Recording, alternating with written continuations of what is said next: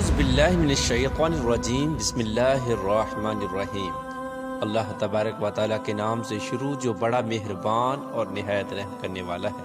آج سے کروڑوں سال پہلے اللہ تبارک و تعالیٰ نے اس کائنات کو تخلیق فرمایا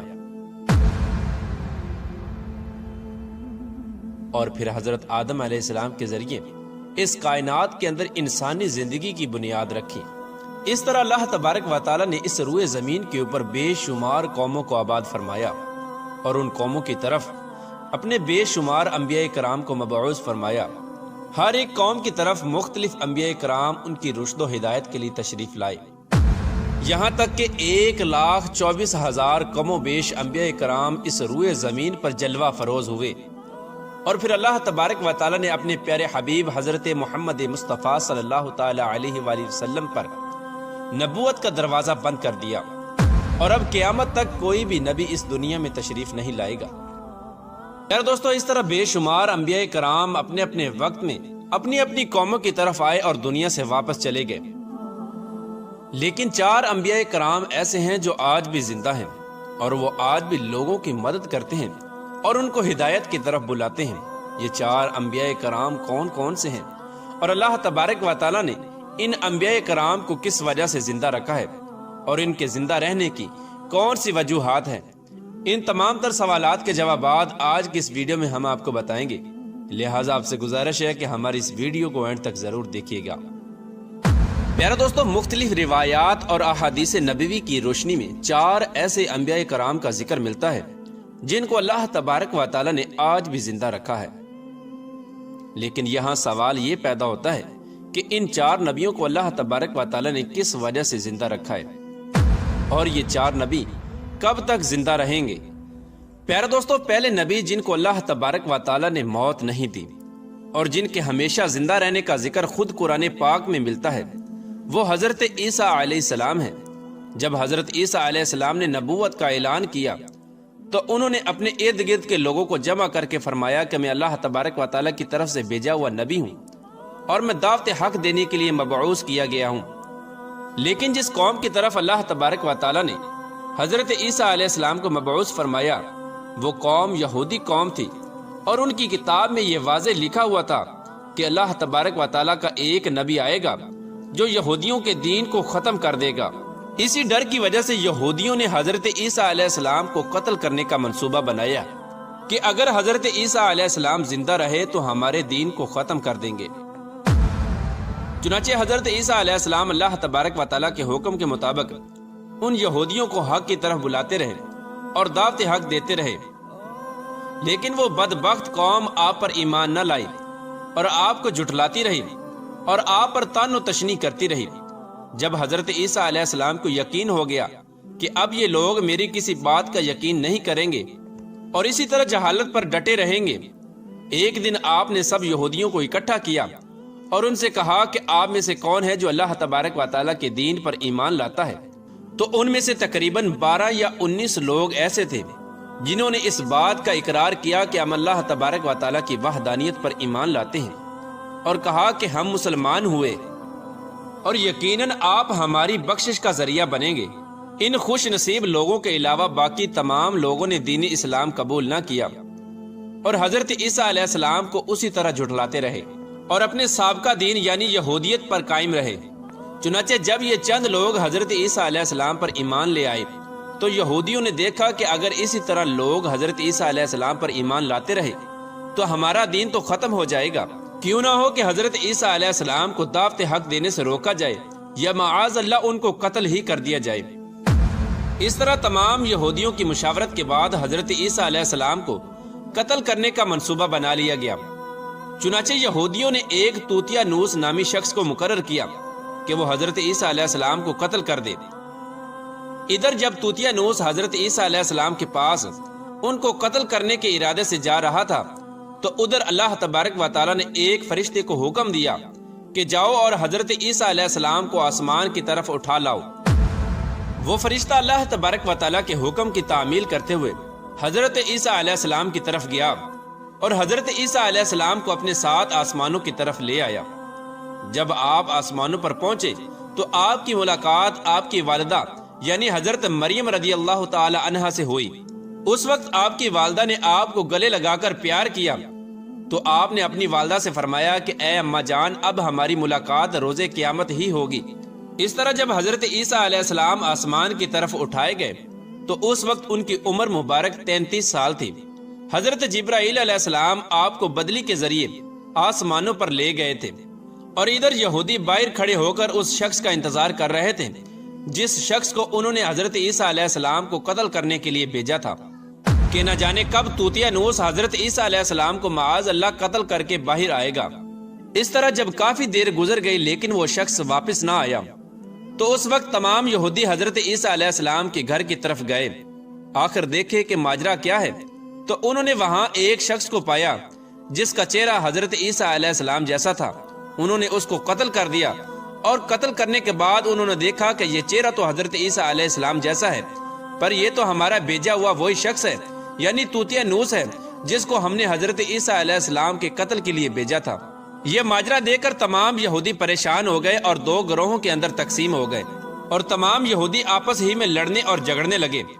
اس لڑائی کے اندر بہت سارے یہودیوں کا قتل عام ہوا، جس طرح کہ اللہ تبارک و تعالیٰ سورۃ النساء کے اندر فرماتا ہے،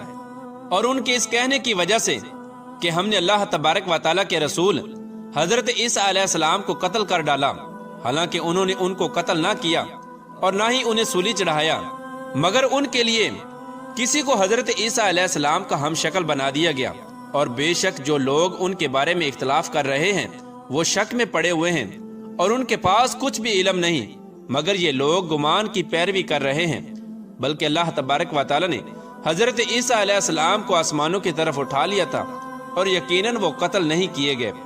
اور اللہ تبارک و تعالیٰ غالب حکمت والا ہے۔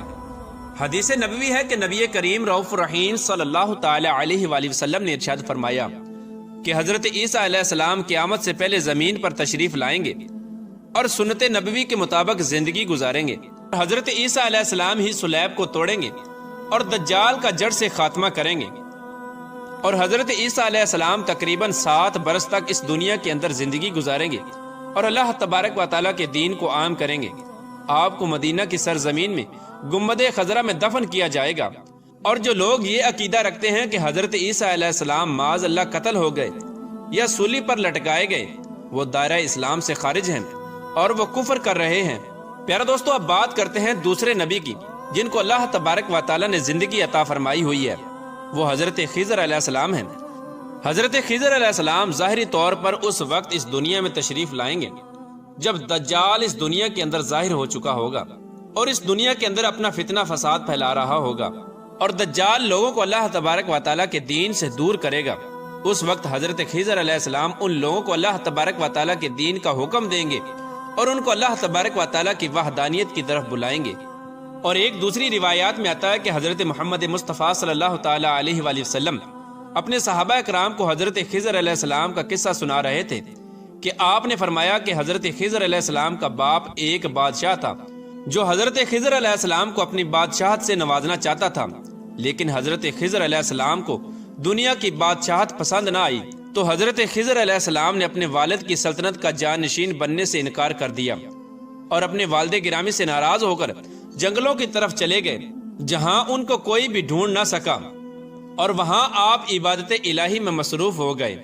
اسی دوران آپ کا گزر ایک آب حیات کے چشمے سے ہوا۔ اسی چشمے سے پانی پی کر آپ تا حیات زندہ رہنے میں کامیاب ہو گئے،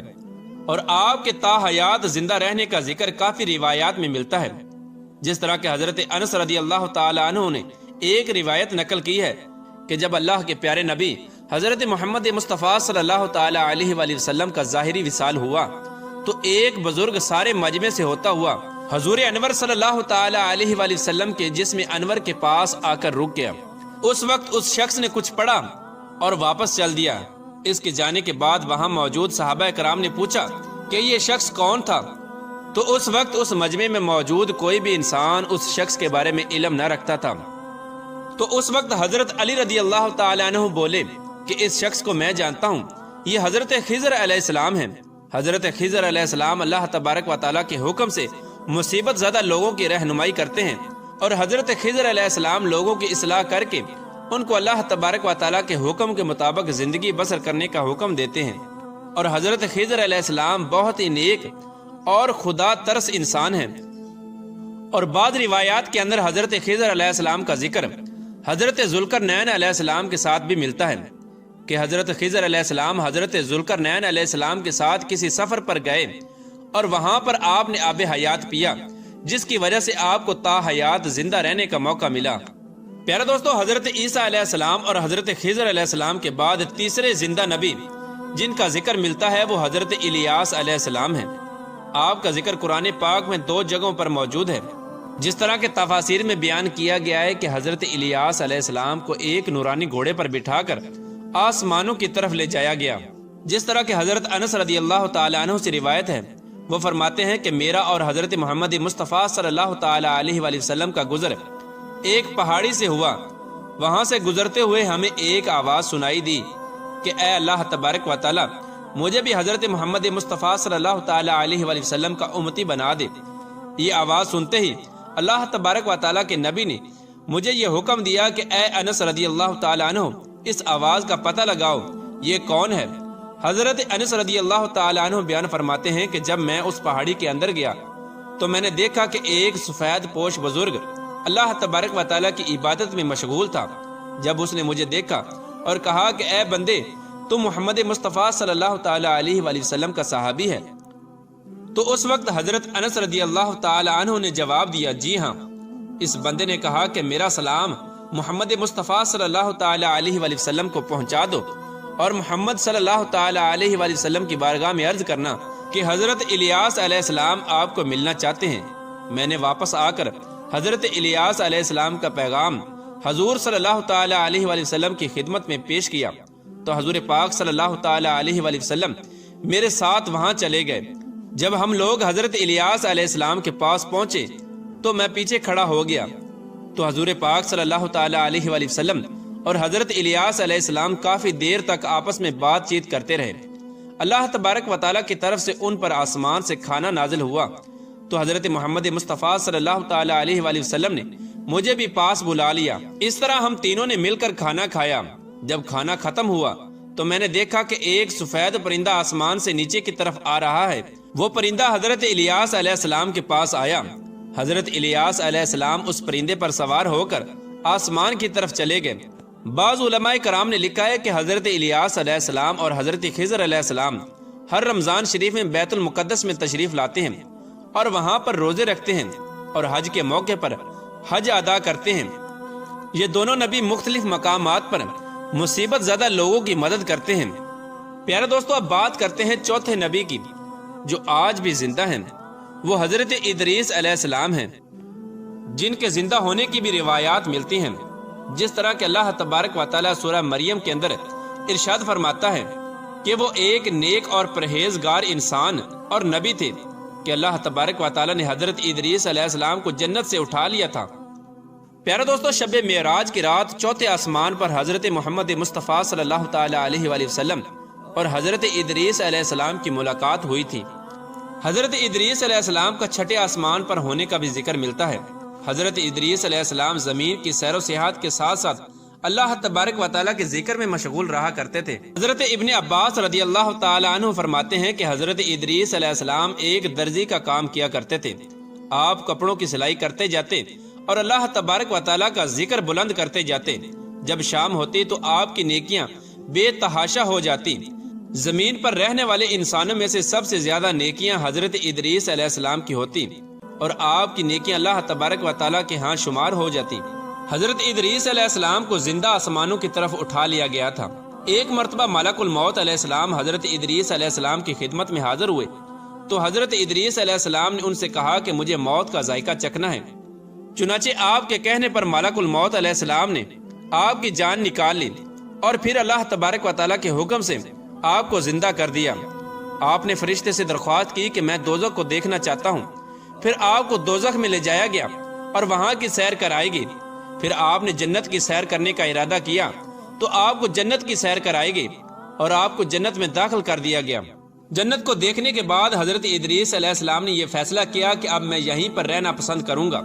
چنانچہ فرشتے نے آپ کو کہا کہ آپ اپنے مقام کی طرف واپس چلے جائیں۔ اسی وقت اللہ تبارک و تعالیٰ کی طرف سے اس فرشتے کو حکم ملا کہ حضرت ادریس علیہ السلام کو یہیں پر رہنے دیا جائے۔ اس طرح جب حضرت ادریس علیہ السلام نے موت کا مزہ چکھا تو اللہ تبارک و تعالیٰ کا وہ حکم بھی پورا ہو گیا کہ کل نفس ذائقۃ الموت، کہ ہر جان نے موت کا ذائقہ چکھنا ہے۔ چنانچہ حضرت ادریس علیہ السلام کی جب روح قبض کر لی گئی تو اللہ تبارک و تعالیٰ کے اس حکم کی تکمیل ہو گئی اور پھر دوبارہ زندہ ہو کر آپ جنت میں داخل ہو گئے۔ اور حضرت ادریس علیہ السلام نے جنت ہی میں ٹھہرنے کا ارادہ کیا تو اللہ تبارک و تعالیٰ نے آپ کی اس خواہش کو پورا کر دیا۔